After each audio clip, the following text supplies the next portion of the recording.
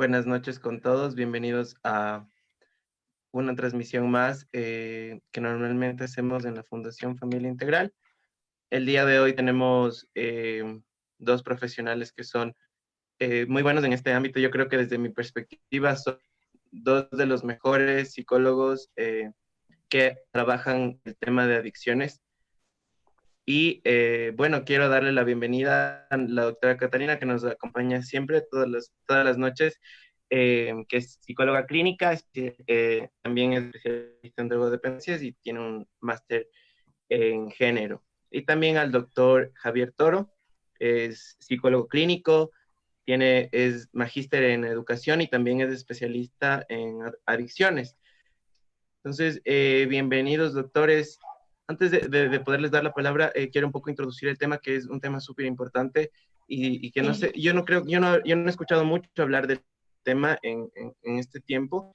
Y bueno, es el tema de qué hacer en la cuarentena si tu familiar consume drogas.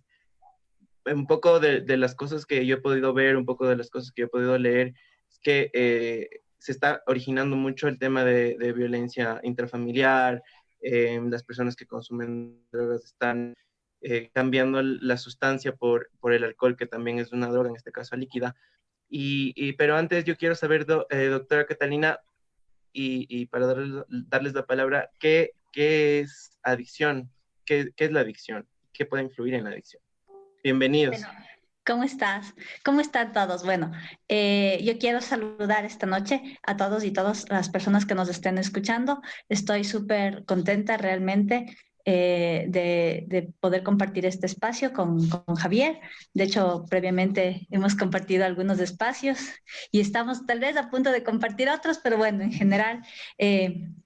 hemos compartido algunos espacios, creo que el espacio precisamente de la intervención en drogodependencias es uno de esos espacios que más hemos compartido. De hecho, muy contenta de poder compartir otra vez en este mismo ámbito.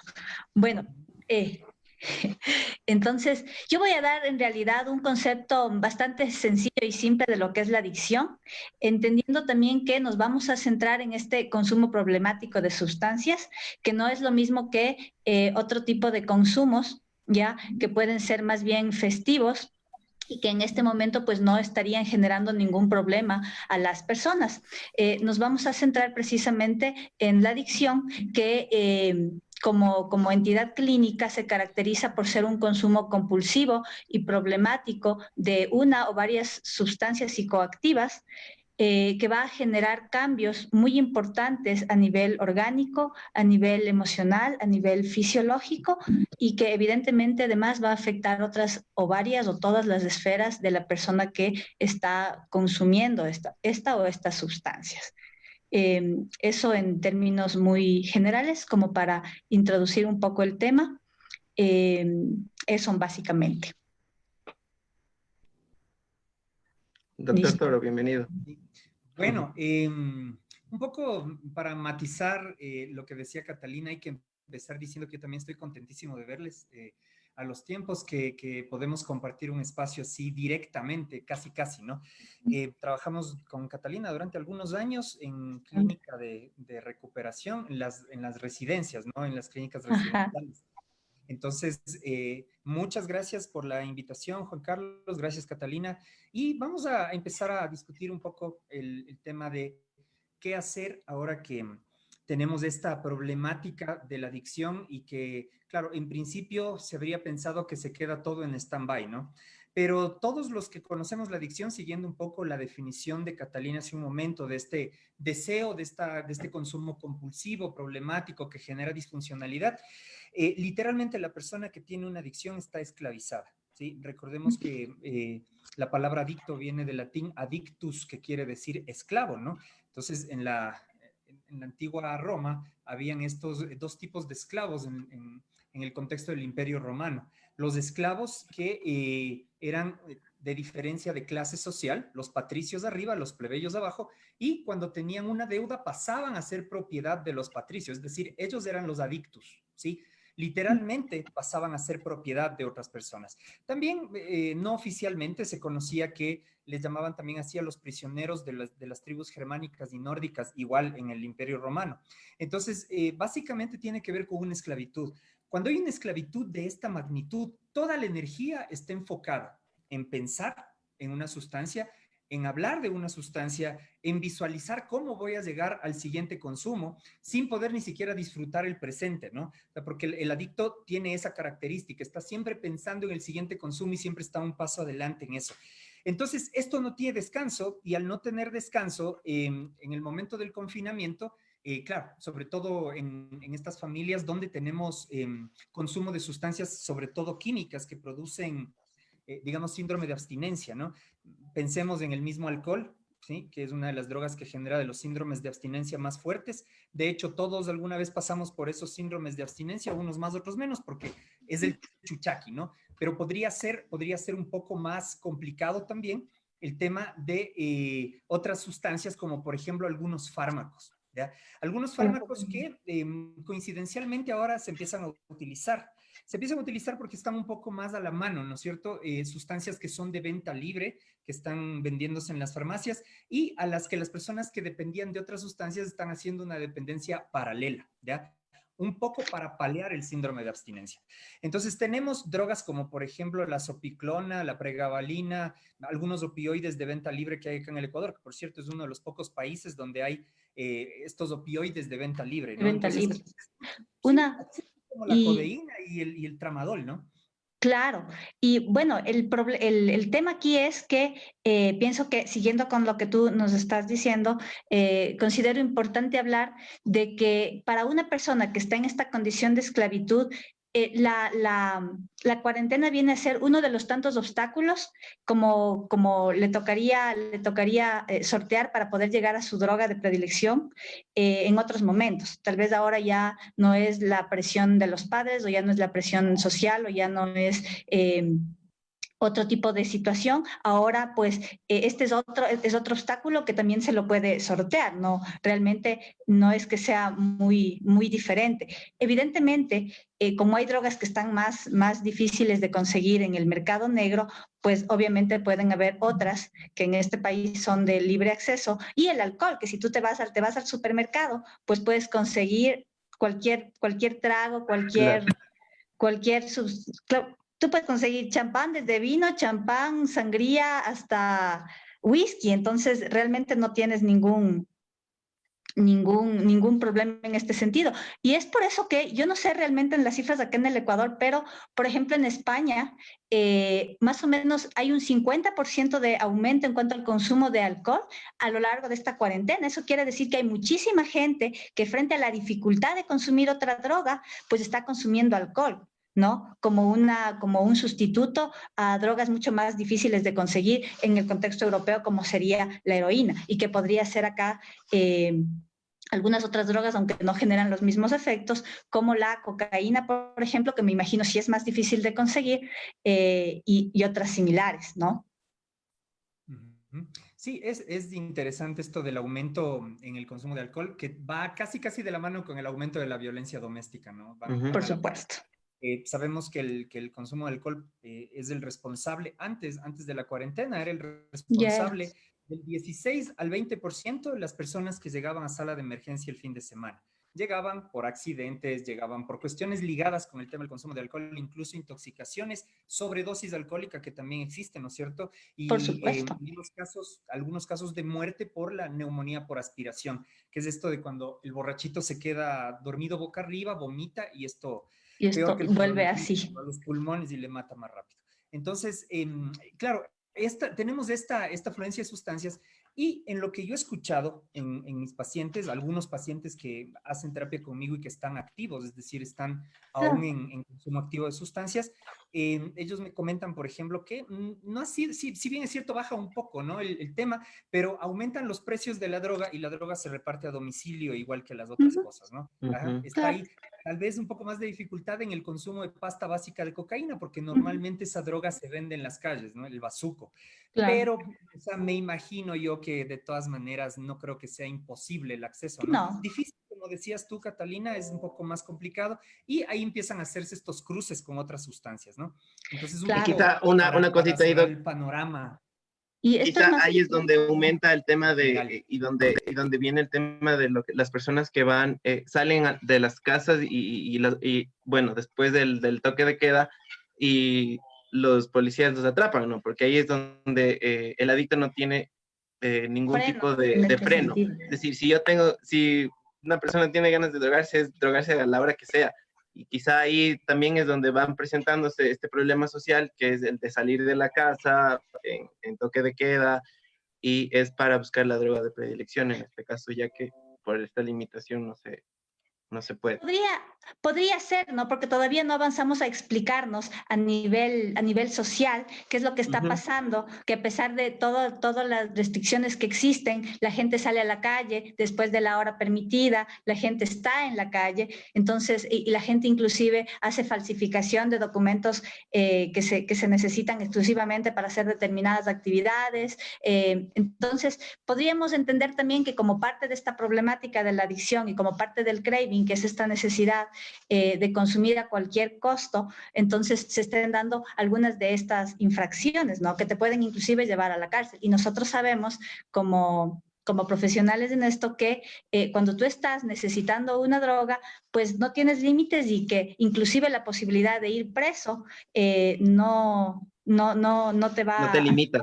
a limitar. Entonces, realmente estamos hablando de que es una problemática difícil, es una problemática muy difícil. Hay muchas familias que seguramente no sabían o no querían ver que sus familiares estaban consumiendo y probablemente ahora pues estén topando fuertemente y de forma muy cruda con la realidad, bien sea del síndrome de abstinencia, bien sea del craving y pues claro, es como también hay que afrontar esa parte. Yo pienso que es importante hablar, ya hemos hablado como de toda la parte teórica, sí, pero yo pienso que sí es importante ya ver la parte del problema como tal. Hay toda esta negación que seguramente ahora pues la familia está despertando porque hay esa posibilidad. También el síndrome de abstinencia puede ser en muchos casos muy severo, el craving puede ser muy severo y ya no lo puede vivir la persona por fuera del sistema familiar, sino que lo tiene que vivir en algún momento o en la mayor parte del tiempo en casa. Entonces yo creo que por un lado está una familia, sí, que necesita la intervención y por el otro lado están los pacientes que también necesitan intervención y también están estos diferentes consumidores que son aquellos que han estado tomando tratamiento, que han estado haciendo tratamiento y que están de alguna manera en ventaja porque de alguna manera sus familias conocen lo que está pasando, saben lo que está pasando y los otros, aquellos que no han asumido el tratamiento o que no han querido hacerlo o que consideran que no tienen un problema y que ahora se están topando con esta realidad y evidentemente ambas realidades son distintas y ambas realidades pues implican distintos grados y distintas formas de Yo intervención. tengo una pregunta, Doc. Digan. Y ahora, viéndolo así como ya una problemática, ¿cómo esto puede llegar a afectar a la familia? Porque muchas personas, como usted decía, doctora, hay esa negación en la familia, ¿no? De que quizá cuando la persona puede salir normalmente, la familia a veces no se da cuenta de que la persona tiene una problemática. O Entonces, no ¿cómo quieren. puede darse No cuenta quiere darse cuenta. ajá, o no quiere darse cuenta, Así exacto? es. ¿Cómo esto afecta a la familia al darse cuenta de que su familiar está consumiendo drogas? Yo solo quiero Hay un, decir algo, yo creo que es bueno y es malo, o sea, yo creo que es bueno y es malo, porque yo creo que le dejo a Javier, pero en general yo creo que este momento puede ser perfecto para empezar un tratamiento, si es que previamente estabas en negación y ahora pues ya estás empezando a despertar a la realidad. Doctor Torta. Claro, como les comentaba hace un ratito antes de empezar la entrevista, se está empezando a investigar cuál es el efecto del retiro domiciliario en este caso, o sea, retiro domiciliario como técnica de trabajo, justamente en las familias donde tenemos esta problemática, ¿no? Es decir, yo he recibido algunos pacientes, por ejemplo, que están aprovechando la situación en este momento, ¿ya? Para poder parar el consumo. Obviamente esto no es digamos, generalizado. Y no es generalizado también porque como esto nos coge así un poco de sorpresa, tampoco ha habido mucha promoción de salud al respecto, ¿no? De estas intervenciones que estamos haciendo en las redes sociales y todo, tienen también ese matiz. Si una familia se entera, por ejemplo, de que su hijo está consumiendo sustancias, tiene que pedir ayuda inmediatamente, pero, ¿sí? Mientras lo hace, tiene que confrontar el tema, ¿ya? Porque se puede empezar a discutir lo que no se discutía antes porque estaban con estos lentes oscuros, ¿no? Haciéndose los ciegos la familia para no tener digamos, conciencia de esto. Y obviamente, también hablando un poco de lo que me comentaba Catalina hace un ratito, que tiene que ver con los síndromes de abstinencia. Recordemos una cosa, los síndromes de abstinencia pueden ser mortales, ¿no? Es decir, un síndrome de abstinencia alcohólico fuerte que genera un delirium Pueden tremens matar, puede ser mortal. El consumo de benzodiazepinas, que también pueden incluso matar. personas que están medicadas por psiquiatra y que dicen, chuta, ¿y ahora qué voy a hacer? Y la receta y esto, porque las benzodiazepinas producen síndromes de abstinencia fuertes, ¿ya? Y en cambio, las personas que están más ligadas al consumo de cocaína, pasta básica, la pasta básica también tiene un efecto de síndrome de abstinencia, pero no es tan fuerte como las benzodiazepinas. Y el clorhidrato de cocaína nos da una ventaja, que el clorhidrato de cocaína no produce un síndrome de abstinencia fuerte, produce un craving psicológico muy fuerte, pero síndrome de abstinencia no. O sea, hay una diferencia abismal entre el síndrome de abstinencia de una benzodiazepina y de la cocaína. Entonces, los pacientes con los que yo me he topado ahora, que han estado como utilizando esta modalidad de retiro domiciliario, se debe comunicar a la familia, es decir, ellos piden la intervención, pero hacemos una conferencia familiar, citamos a la familia para que se tenga conciencia de esto, obviamente trabajando con el paciente para que nos dé su anuencia a esto, y el momento en el que ya se ponen las cosas sobre la mesa, todo el mundo dice, ya sabía, ya me había dado cuenta, ahora que está encerrado, está desesperado, quiere Más es salir. más Y claro. claro, el momento en el que una persona con un problema de dependencia quiere consumir, ¿sí? No hay poder humano que le detenga. Poderes divinos no sabemos, pero poder humano no. Entonces, más o menos por ahí, digamos, como haciendo una pequeña síntesis, el tema sería que hay modalidades como esta, ¿no es cierto? Apoyar a la familia para que se confronte la situación, la teleasistencia especializada, porque recordemos que esto no es primer nivel de atención, ¿no? O sea, aquí Claro. necesitamos ya personas que tienen experiencia, personas que tenemos especialidad y que hemos trabajado previamente en el tema. Porque sabemos, Catalina, que esto Que no me está vas a dejar pasando mucho. equivocarme. Los psicólogos se equivocan de largo en el tratamiento de las adicciones, digamos, como general, ¿no? Bueno, pero es que Entonces, en sí es general lo que necesario la está ayuda externa. sucediendo en este espacio, Javier, y yo creo que es importante decirlo también, es que arbitrariamente se están haciendo espacios, se están generando espacios de contención en distintas áreas por gente que realmente no sabemos si tiene la experiencia para hacerlo. Y eso, evidentemente, sobre todo en el consumo de drogas, es sumamente peligroso porque, como tú dijiste antes, si hay un síndrome de abstinencia fuerte, hay que ser especialista para saber cuál es el mejor tratamiento. Generalmente va a ser un tratamiento multidisciplinario, dependiendo de la Totalmente. característica dependiendo de la característica o de las características del síndrome de abstinencia. Es probable que previo a empezar la terapia psicológica pueda necesitar algún tipo de atención médica especializada también.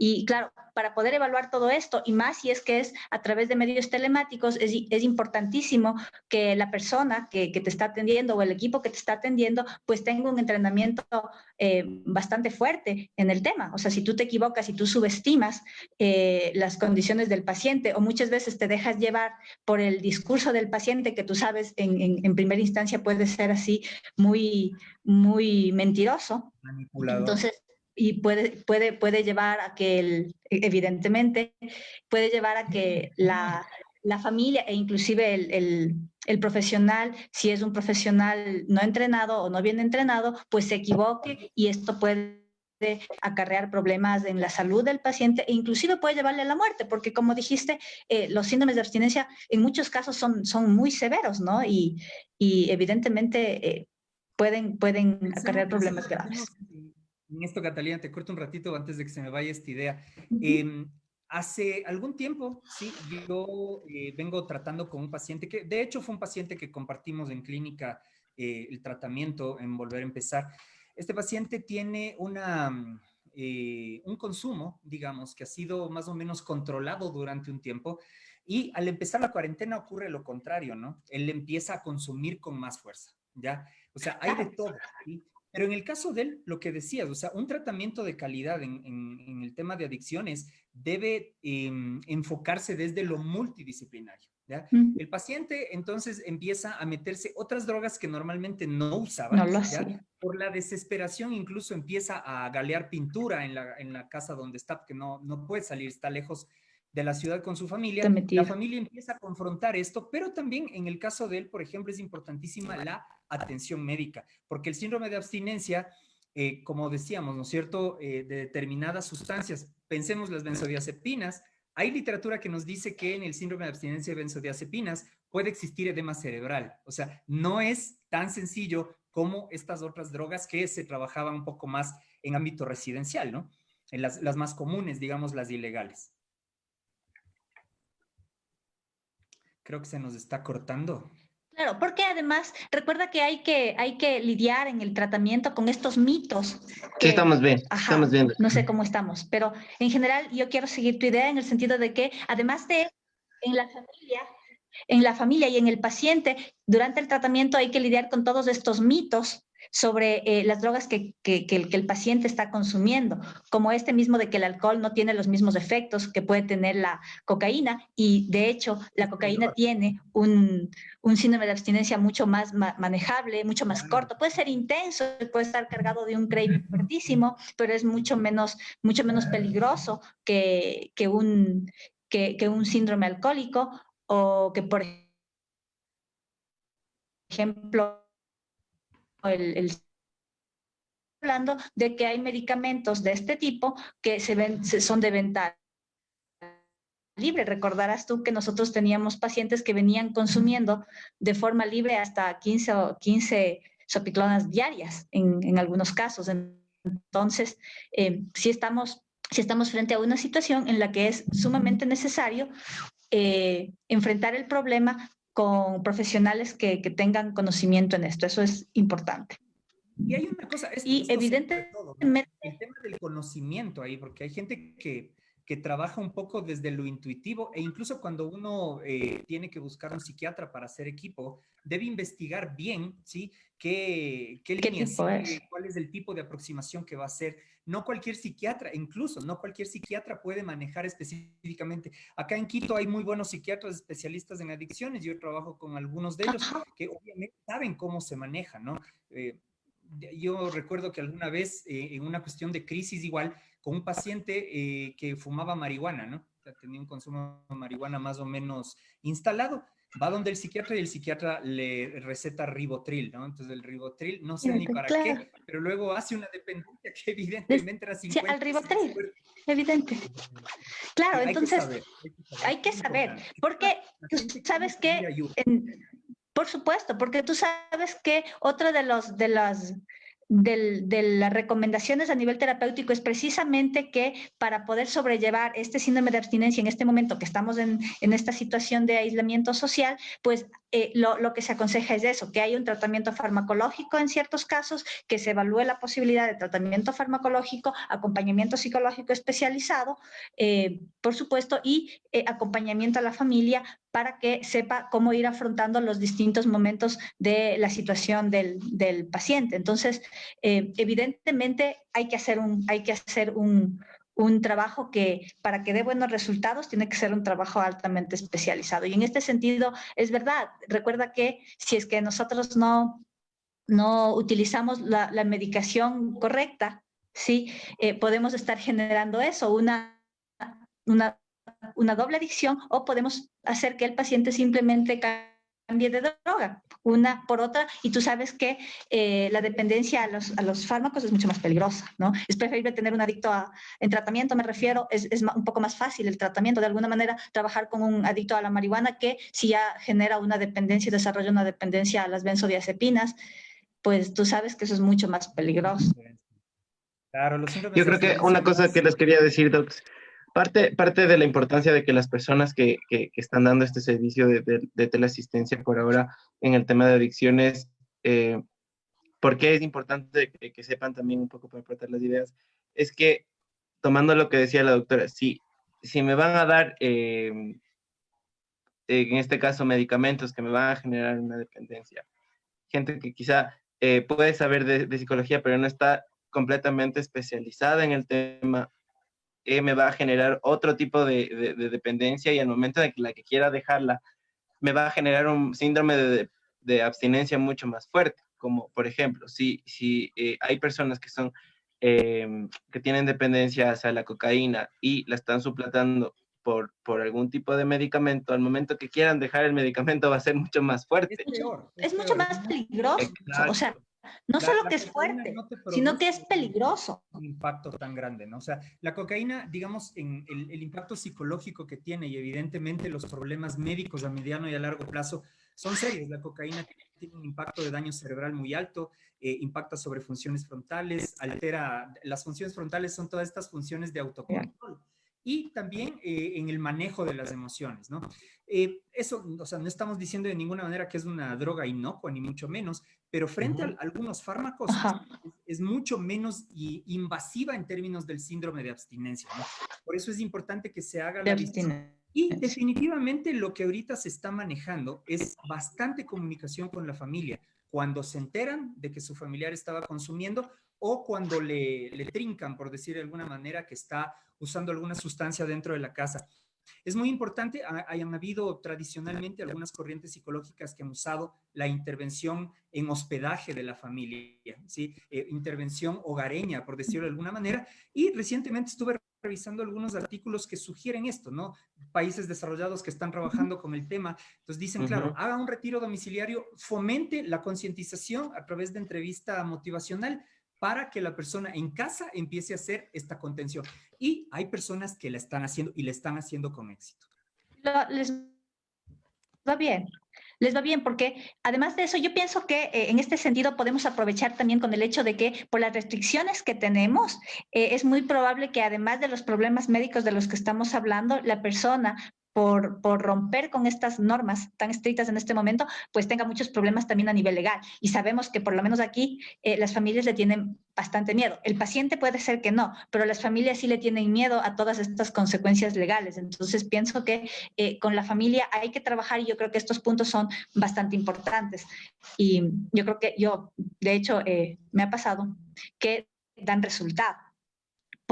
Porque evidentemente esto estresa, ¿no? Esto estresa y de alguna manera esto es importante también que la familia pueda concientizar a través de esta realidad, porque no sé si les ha pasado, pero a veces las personas pueden ver esta realidad en términos de qué pasa orgánicamente, de todos estos problemas de los que hablaste, la parte emocional, inclusive este deterioro a nivel cognitivo, pero la parte legal es otro punto muy importante que muchas veces no se visualiza, como el hecho de que, por ejemplo, la cocaína es potencialmente criminógena, por ejemplo, ya un poco más que otras drogas, no digo igual que otras drogas no sean, igual con el tema de la violencia doméstica, la mayoría de femicidios sí se han dado como consecuencia de la intoxicación o en muchos casos del consumo crónico de drogas, especialmente alcohol, de parte de los agresores, ¿no? Entonces, quisiera remarcar un aspecto importante también, y es que cuando decimos qué hacer y decimos confronte las cosas, siéntese y hable de lo que está pasando con su familiar y ponga ciertos puntos sobre las IES, también estamos diciendo que tenga un recurso en el caso de que la situación se vaya de las manos, ¿ya? Y este es el recurso. O sea, lo que yo voy a decir no tiene nada que ver con una cuestión propagandística, porque de hecho ustedes saben que algunos años ya no trabajo en clínicas de recuperación, sino más bien el hecho de que sepan que están disponibles, ¿ya? Hay familias que están aguantando la violencia, que están en esto y dicen, no, pero es que ¿cómo le vamos a trasladar? O sea, el asunto es que sí se están abriendo las puertas de algunas clínicas de tratamiento, lo están haciendo bien, obviamente no se puede llevar los pacientes a la fuerza, pero se puede hacer un dispositivo de intervención. Y por otro lado, cuando la situación va un escalón más arriba, el tema de que llamen al 911, o sea, esa es una herramienta que también está ahí, ¿no? Una persona que entra en un delirio psicótico por consumo de cocaína, sí, es potencialmente criminal. Es potencialmente criminal y creo que hay que tomar precisamente cualquiera de estas medidas, o bien la internas en un centro de tratamiento, o bien si es que mismo la persona si no logras negociar este ingreso con la persona, pues el 911 te va a permitir hacer lo adecuado, que es que vaya preso, que además como consecuencia, tú sabes, le puede acabar ayudando a reaccionar a la persona. Entonces, estamos hablando de que tenemos mecanismos actualmente que te permiten tomar distintas formas de tratamiento y yo pienso que es importante remarcar el hecho de que, exacto, dependiendo de el tiempo de consumo que tenga la persona, el tipo de droga que esté consumiendo, el tipo de problemática que presente, que tú sabes que si bien es cierto hay patrones generales en cuanto al consumo de drogas crónico, pero también hay especificidades que le corresponden a cada persona. Entonces, dependiendo de todas estas características, pues hay innumerables formas de tratamiento. Ahora, yo tengo una pregunta. Bueno, ustedes nos recomiendan como una herramienta también el tema de internamiento. A la vez, tienen las familias como otra herramienta el 911 para un poco ir mermando el tema de la violencia. Ahora, ¿cómo hacer cuando las familias no quieren hacer eso? Muchas, porque he visto casos que hay familias que no pueden llamar al 911 porque tienen miedo de que le pase algo al hijo, de que la policía venga y que se haga un Yo quiero lío. hablar ahí. Verás, yo quiero hablar ahí y yo creo que luego Javi me va a ayudar. Yo actualmente trabajo en una unidad de violencia. Entonces, aunque no lo creas, cuando hay una buena intervención, yo tengo muchísimos padres, sobre todo y parejas, que no están muy decididos o nada decididos, sí, a hacer lo correcto, que es a denunciar a sus familias y con esto, pues, llevarlas a la cárcel, porque ha habido situaciones de violencia precisamente por consumo de drogas. Pero si tú haces una buena intervención, ¿ya? Es posible motivarle a la persona.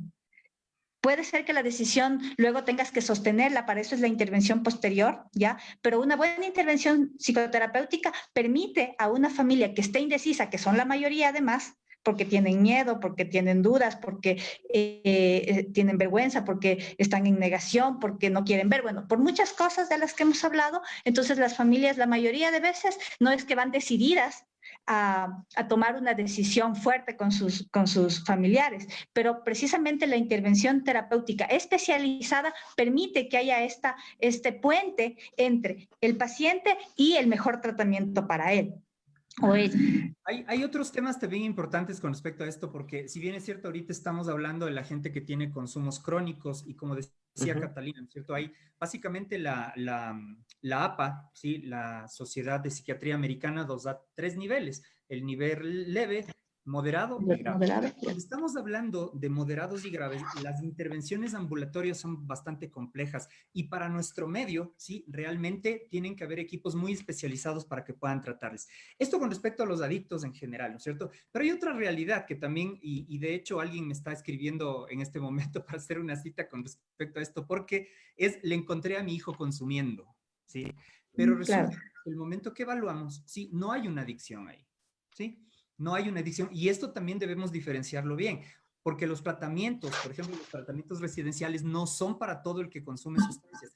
Los errores garrafales que se han cometido la última década es que, llevados de la cuestión económica, las clínicas, sin hacer ninguna evaluación, recuerda, Catalina, que teníamos nosotros el tiempo de preinternamiento, en donde evaluábamos si realmente había o no la pertinencia, y habían personas en las que decíamos, bueno, hubieron consumos, hubo de pero no es pertinente. Problemático, pero no un consumo adictivo, autodestructivo, heterodestructivo, así a gran escala, ¿no? Entonces, también van a consultar y también hay que hacer un poco de psicoeducación ahí. Y obviamente, incluso las personas que han tenido consumos recreativos de alcohol hacen las bromas en el Facebook, ¿no? Y dicen, la cerveza se acordará de mí, porque obviamente, sí, que sí tienen cierto nivel de ansiedad, aun cuando no tienen un problema de adicción profundo.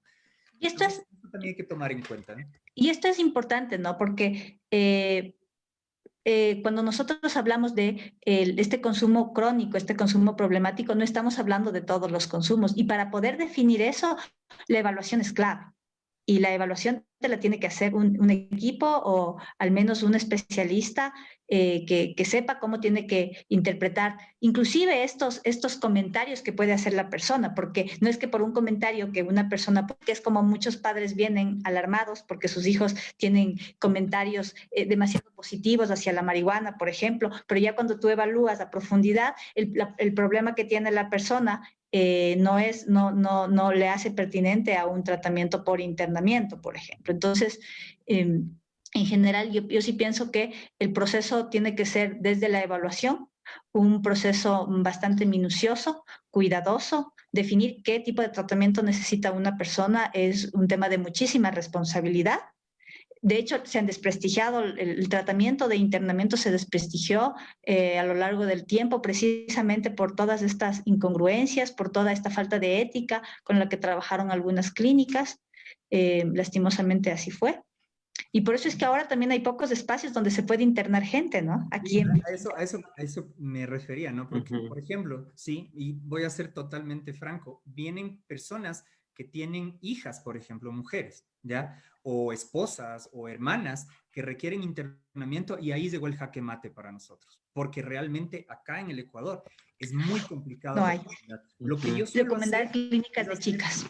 recomendaciones de personas para Colombia, pero ahí tenemos un problema también con el asunto financiero, que es otra cosa que debemos tomar en cuenta, ¿no? O sea, en este momento de crisis es muy complicado eso, o sea, de hecho es imposible porque no hay cómo trasladarse tan lejos. Y realmente acá en el Ecuador no existen clínicas de recuperación de mujeres Para que yo mujeres. pueda constatar, de pronto existen y yo me equivoco, pero que yo pueda constatar que haya ido, que haya conocido, como para yo poder hacer una recomendación. Bueno, yo Eso también he por un estado en lado, ese ¿no? mismo problema y he tratado muchas chicas, sobre todo he tratado mujeres en el tema de adicciones últimamente, más que varones. Me imagino que por el género mismo. Y en realidad ese sí es un problema. El momento en el que ya el tratamiento ambulatorio no está ayudando es difícil, es muy, ahí yo coincido mucho contigo, es muy difícil recomendar porque hasta ahora yo no he conocido de las clínicas que funcionan en Cuenca, que es de donde yo tengo mayores referencias, no he conocido ninguna de la que yo pueda decir, bueno, a esta voy a referir y sé que va a tener un tratamiento eh, ético, enmarcado En, en, en los parámetros técnicos adecuados como totalmente, para yo que haya estoy, ¿no? una rehabilitación. Y tú sabes que garantizar eso es difícil. O sea, en general es difícil. Hay una tendencia, tú sabes, a que hayan alianzas. Tenemos vicios en el proceso de tratamiento, de internamiento, que todavía no hemos logrado como liberarnos de eso. Todavía tenemos y no quiero hablar mal, pero en general tenemos todavía todo esto de los monitores vivenciales que muchas veces da problemas en los tratamientos y bueno, en los procesos de mujeres estos problemas se hacen todavía más fuertes, ¿no? Entonces, Ahora yo tengo una pregunta, doctor Toro.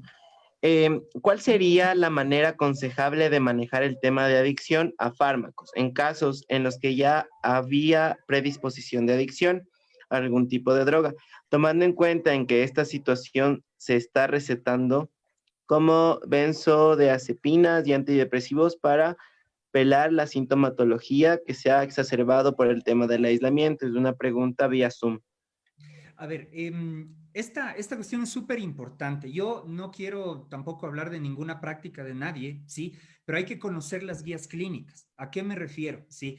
Dependiendo de la sustancia que la persona haya dejado por fuerza mayor, digamos, y que en este momento esté en síndrome de abstinencia, inquietud, o sea, cierta, digamos, autoagresión que también está del lado del síndrome de abstinencia, ¿no es cierto? Las personas de ahí golpeando alguna cosa o lo que sea y perdiendo el control. Recetar benzodiazepinas realmente, o tiene sea, sentido. yo recién hice una remisión a un colega especialista de un paciente, claro, y le trató con ansiolíticos no benzodiazepínicos. O sea, hay una diferencia entre recetar ribotril y recetar pregabalina, por ejemplo, ¿no? Claro. Sabemos que la pregabalina, a pesar de que tiene un potencial adictivo, pero si la persona, por ejemplo, está intentando dejar opioides, que acá en el Ecuador han empezado a llegar ya, ¿no? El fentanilo, por El ejemplo, fentanilo está como de moda. fentanilo que se está empezando a consumir. Hay algunas vías que me parecen como además muy complicadas en términos legales de la llegada de esa droga acá, pero recetar benzodiazepinas de una, o sea, eso yo me preguntaría si realmente amerita hacerlo, ¿ya? Y por eso es lo que nosotros les estamos diciendo, o sea, acá estamos, ustedes, yo, proponer tratamiento de especialidad con nuestros equipos de trabajo, porque el tema es acá no podemos equivocarnos, ¿no? Como decía Catalina, el tema de las clínicas ha traído errores de bulto durante algún tiempo acá en el Ecuador, ¿no? Uno de ellos, sí, y en el que yo creo que hemos trabajado en clínicas que han tenido esos errores, ha sido el Totalmente. tiempo de internamiento, el Por tiempo. O sea, ejemplo. tiempo de internamiento, o sea, la OMS nos da como lineamientos que nos dicen que mientras el paciente esté más vinculado con su familia en los procesos residenciales es mejor. Y nos da lineamientos de desinstitucionalización para Institucionalización. pacientes psiquiátricos, ¿no? Entonces, podemos pensar que el tratamiento residencial, pensemos en Colombia, que nos lleva un par de décadas de adelanto, los tratamientos duran 2 meses y medio, 3 meses, ¿sí? ¿Qué es lo que se hace durante ese tiempo? Se hace un proceso de ruptura de la abstinencia, del proceso, Más fuerte, digamos, de digamos, más intenso abstinencia, en ¿no? De términos de intención. sintomatología, claro. Posterior a esto, el trabajo psicoterapéutico básico para que luego la persona y su familia hagan un tratamiento ambulatorio. No hay ninguna, en ninguna parte, evidencia científica que nos diga que un tratamiento de 1 año es superior a un tratamiento de 4 meses. No existe, ¿ya? Hay casos excepcionales como, por ejemplo, el Proyecto Hombre, pero eso es otra cosa, por Claro, situaciones que en Europa se dieron por el consumo de heroína, ¿no es cierto? Se necesitaba que las personas estén en una residencia grande, amplia, porque realmente su contexto también era un contexto muy complejo. Y esa es la otra cosa que debemos tomar en cuenta acá. Es el asunto de que si nosotros hablamos de una aproximación seria de epidemiología en lo que estamos, con quienes estamos tratando, debemos tomar en cuenta el contexto económico. O sea, la situación realmente para totalmente. las familias está empezando a caer, ¿sí? Que es una. Entonces, ahí es cuando uno repiensa, ¿sí? Y dice, vamos a hacer tarifas diferenciadas, vamos a tener un poco de flexibilidad con esto, que es lo que yo particularmente hago, que es una de las cuestiones para que exista la accesibilidad al tratamiento. Y lo otro es que, además de todo, ¿sí? Para hacer, poniéndose la mano en el pecho, ¿sí? Nosotros no nos hemos enfrentado nunca a una cuarentena de este tipo. ¿Sí? De hecho, la última fue en 1918. Entonces, la investigación que sale a la par de la cuarentena le mete todo el ñeque del mundo para ir ahí, pero obviamente la cuarentena y el Se COVID. nos va por encima de todo, claro. Entonces, hay situaciones que definitivamente las tenemos que manejar con la emergencia que se da, pero siempre desde la especialidad. ¿Sí? Exacto. Yo pienso que, de hecho, no tenemos todavía parámetros tan específicos como lo tenemos en otras circunstancias o de otras situaciones, porque la cuarentena como que nos cogió desprevenidos, como tú mismo dices, pero hay protocolos clínicos que nos dicen bastante bien qué es lo que hay que hacer en situaciones, si no en esta situación, en situaciones similares o en situaciones que podrían tener algún tipo de símil con la situación que estamos viviendo actualmente. En este sentido, yo estoy de acuerdo contigo y creo que sí, nosotros tuvimos bastantes errores en cuanto a tiempos de tratamiento, pensando un poco que en medida de que era más el tiempo que la persona estaba interna, había más posibilidades de que haya un proceso de concientización y no contábamos, por ejemplo, con el hecho de que la persona se desmotiva, sí, con toda esta dinámica que acaba siendo rutinaria y que acaba siendo tediosa en un momento dado y todos los problemas y alianzas que pueden venir con esta situación. Por otro lado, recuerda que actualmente se da mucha importancia a la motivación en el tratamiento y esto se perdía en el tiempo y terapéuticamente era muy difícil de manejar. Se volvía Ya ya cuando agresivo el tema en como cierta vulgarmente decíamos nosotros, quemado, ya era imposible motivarle, o sea, el tratamiento acababa siendo demasiado largo, tedioso e inclusive en muchos casos, recuerda, se deterioraba la relación terapéutica, que es clave en la motivación y que es clave en un momento dado en la recuperación del tratamiento. Por eso es que ahora estamos en estas circunstancias. Ahora yo tengo una pregunta, doctor. Dicen, bueno, hay dos preguntas similares. Si se puede trabajar este tipo de evaluación de forma virtual. Hay dos casos en los comentarios en FAMI que están haciendo esta pregunta, pero en sí, doctor Toro, coméntenos cuáles está usando, qué modalidad usted está utilizando en este tipo de cosas para que las personas también puedan ir sabiendo cómo se está atendiendo estos casos. O sea, en primer lugar, debemos tener en cuenta que para hacer teleasistencia debemos tener una capacitación especial que afortunadamente se ha estado dando también desde algunas entidades gubernamentales de otros países y también de acá del Ecuador. ¿Sí? España, por ejemplo, los cursos Tiene virtuales hasta un protocolo y todo, sí, bastante muy bueno. bueno. Primera cuestión es esa, es decir, tener la capacitación, la especialidad también para poder receptar estos casos, tener experiencia en el trabajo y lo que se hace es o sea, si la familia encuentra una crisis, le encuentra al paciente que está consumiendo, vive una crisis de consumo consumo con su familiar. Entonces tiene que pedir ayuda, le damos una cita a nivel en línea, ¿no es cierto? En alguna de las plataformas, nos cuentan el caso y desde ahí yo lo que hago es administrar el proceso. De requerirse, por ejemplo, que vaya donde un psiquiatra, que Se las lo permite. moderadas para arriba por lo general necesitan esto por varias razones, a veces porque tienen una problemática de personalidad de base, que en algunos casos es la que no se diagnostica y la que hace que el paciente persista, ¿no? Repita, ajá. Claro, reincide. Se necesita esa intervención, por un lado, con esta visión de hacer este trabajo un poco más allá, y nosotros recomendamos desde ahí qué es lo necesario, ¿sí? Si el tema de la asistencia psiquiátrica, si de pronto sería algo residencial, que se piense en lo residencial, y bueno, que también algo que suelo hacer yo es que busque opciones de los CETATs que están registrados en el Ministerio de Salud y que, digamos, al menos en idea han sido debidamente evaluados, ¿no? Para que las personas puedan asistir. Por ahí yo conozco también algunos lugares, pero el tema se trata acá de hacer una administración del proceso, acompañar a la familia, permitir que la familia también hable, se desahogue, porque imagínense tener a alguien en la casa con esta conflictiva, tanto en consumo activo, ¿sí? Hablemos de que borrachera, violencia, la psicosis en el consumo de cocaína, el consumo de marihuana, sabemos que también un buen porcentaje de pacientes Altísimo grado.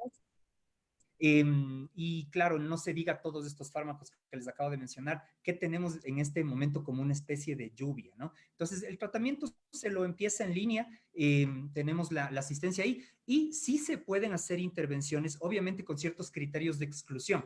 ¿A qué me refiero con criterios de exclusión? Cuando una persona tiene, por ejemplo, una problemática de personalidad, ¿no? Lo que se denomina un diagnóstico dual, la teleasistencia debe presentar ciertas modificaciones importantes y en algunos casos no se puede atender con un solo psicólogo, ¿sí? Se debe hacer un trabajo de un equipo. Entonces, más o menos por ahí es por donde van los lineamientos, mi estimado Juan Carlos. Claro, porque me hacen otra pregunta vía Zoom y esta pregunta es, ¿cómo trabajar en el tema de la aceptación y reconocimiento? ¿Qué se requiere para que un paciente haga conciencia que necesita un tratamiento?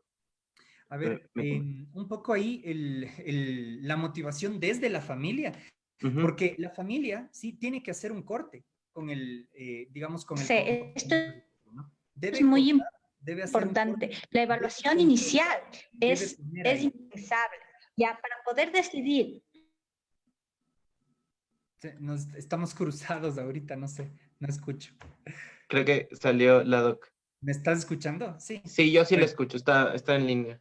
Se le fue el internet a la doc y ya volvió. O sea, el tema, digamos, cuando hemos tenido el familiar, ya identificamos y queremos motivar, la mejor forma de motivar es confrontando la situación, es la mejor, ¿sí? No quiere decir con esto que le vamos a mandar sacando en pleno COVID-19, eso es completamente absurdo, ¿no es cierto?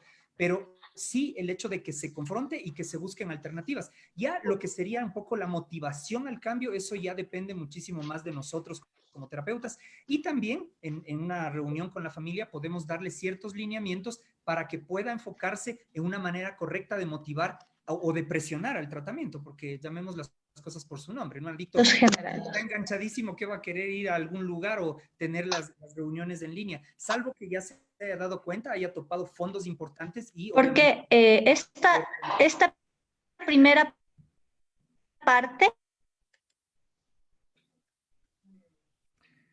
Creo que se le está yendo el internet a la doctora. Por eso es que está un poquito intermitente. Esto es muy pero... importante. Entender que para que el tratamiento... A mí. Sí, doc, no se le escucha muy bien. No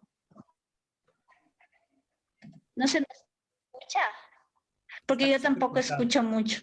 Pero bueno, yo quería continuar un poco con lo que Javier está diciendo y la evaluación es muy importante, pero la motivación a lo largo de todo el tratamiento también es un elemento que no podemos perder de vista. Entonces, todo esto se debe hacer desde el inicio, ya desde que tú haces este primer acercamiento con la familia, desde que tú haces el primer acercamiento con el paciente e inclusive para saber de qué manera, con qué técnicas tú puedes afrontar el tratamiento, tú necesitas tener un diagnóstico adecuado, sí, tanto a nivel de personalidad, tanto a nivel de estilo de consumo, de gravedad de la problemática y también de la posición y la problemática de la familia en relación a la persona. No sé si se me está escuchando. Sí, sí, sí, perfectamente. Ahí ya no. Ahí le dejamos de escuchar. Entonces, esto es muy importante y yo coincido con Javier en este sentido, porque todo esto de poder como irte liberando de la negación, esto es posterior, pero en un primer momento la familia, por lo menos la familia, debe ir concientizando en primera instancia que el tratamiento es necesario y también de que su propio tratamiento es necesario. Entonces, las intervenciones iniciales son claves y estas intervenciones, por supuesto, que se pueden hacer en términos telemáticos. Y como dijo Javier, evidentemente, después de una buena evaluación, tú sabrás en qué casos, si puedes hacer este tratamiento de forma telemática y en qué circunstancias no. Ya, en general, en términos de si Una cosita con si el hay, tema de las familias. si hay otra patología, además de la... Estás llegando tarde. Bueno, hasta que se restablezca un poco, me voy a tomar el espacio de la doctora Además de la... para mencionar el Sí, tema, porque... sí, un poco el tema de la familia, que es importante, ¿no es cierto?, hacer la intervención. Y vamos un poco más allá, ¿sí? La familia normalmente suele tener unos niveles amplios de miedo, ¿sí? Pero no dejemos que este miedo ligado con el afrontamiento de un problema de drogas se convierta en una cobardía. ¿Ya? Porque la cobardía haría que no podamos acceder a un tratamiento. Tenemos un familiar que tiene una enfermedad digamos, muy problemática, que es una enfermedad incurable, que además es progresiva y que en muchos casos puede ser mortal. El tema es que la familia debe poner las cartas sobre la mesa y presionar para que exista tratamiento.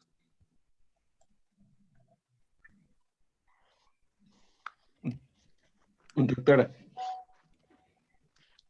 Bueno, yo no sé cómo está mi comunicación, si estoy Ahorita se le mejor. escucha bien. Ajá. Ahí te escucha Si bien, estaba dale. tratando como de ubicarme en otro lado.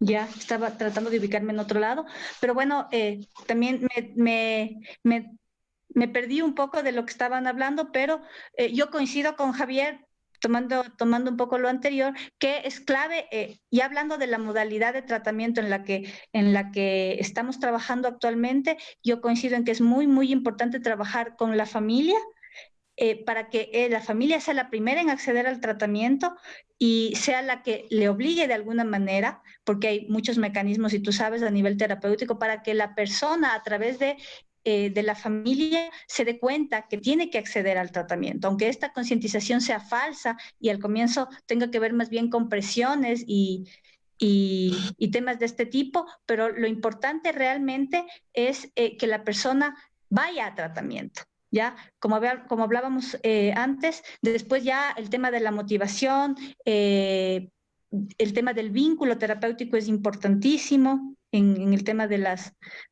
tratamiento en adicciones. Y pues claro, a través de este vínculo y a través de esta motivación se va construyendo también el plan terapéutico, ¿sí? Que va permitiendo precisamente que la persona pues vaya reaccionando adecuadamente a él. Sí, acá estaba leyendo un comentario, quisiera hacer una referencia a un comentario. Doc. Si no me equivoco, Jorgito Cordero, que yo conozco, hace una pregunta que me parece importante. ¿Concuerdan que la motivación es importante en ese sentido? ¿Cómo puede hacer la familia para motivar a un paciente? Se me hace difícil ver como real una opción de una intervención en estos momentos. Pues es bastante real, ¿sí? O sea, la intervención se puede hacer. Se puede hacer. Claro que sí. O sea, recordemos que lo que a veces, digamos como que a las familias o a los mismos pacientes hacen esto irreal es justamente la negación, ¿no? Entonces ahí como que se le vería muy difícil al acceso. Y por otro lado, le respondía yo a Jorge que obviamente cuando se sugiere tratamiento residencial son los casos extremos, o sea, donde realmente ya tenemos que la normativa nos dice eso, pone en riesgo su vida o la vida de su familia, la integridad de su familia, ¿no? Entonces, en esos casos ya se piensa en el tema de un tratamiento residencial. Pero, insisto, o sea, el tema de la cuarentena, sí, en este sentido no puede ser un bloqueo para que las familias tomen decisión de hacer tratamientos, y de hecho yo no lo he notado así. Más bien, Sí. lo que he visto es bastante oportunidad. O sea, hay familias que ya se conocen, se sientan a hablar, empiezan a confrontar el tema. Es una confrontación firme, pero no violenta, ¿no es cierto? Hay que tener en claro eso. Es firme, no violenta, y con mucho que se demuestre el interés y el amor que sienten por su familiar en ese momento. Les aseguro que ese tipo de motivación es altamente efectiva, sobre todo ahora, ¿sí? Porque también las personas que consumen tienen como eso en la cabeza de que y ahora, y si salgo, y cómo hago para que me venga a dejar, y me tengo que salir en el toque de queda. O sea, implican muchas cosas que no es que le van a detener, pero son elementos que la familia tiene a favor para concientizar a su familiar, para trabajar con el paciente.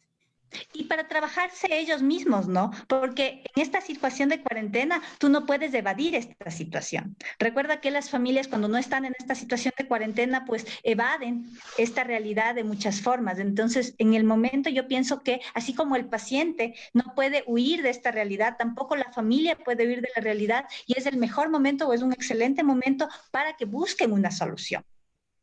¿Ya? Porque las familias por muchas cosas no suelen hacer eso, pero ahora la cuarentena permite que la familia y el paciente se confronten con el problema. Ya no puedes evadir con salidas, ya no puedes evadir con trabajo, entre comillas, no puedes evadir, estás en casa, estás metido en la casa, estás conviviendo, estás lidiando con esta violencia, estás lidiando con este miedo, estás lidiando con esta abstinencia, estás lidiando con un montón de cosas que pues no lidiabas antes con la misma frontalidad.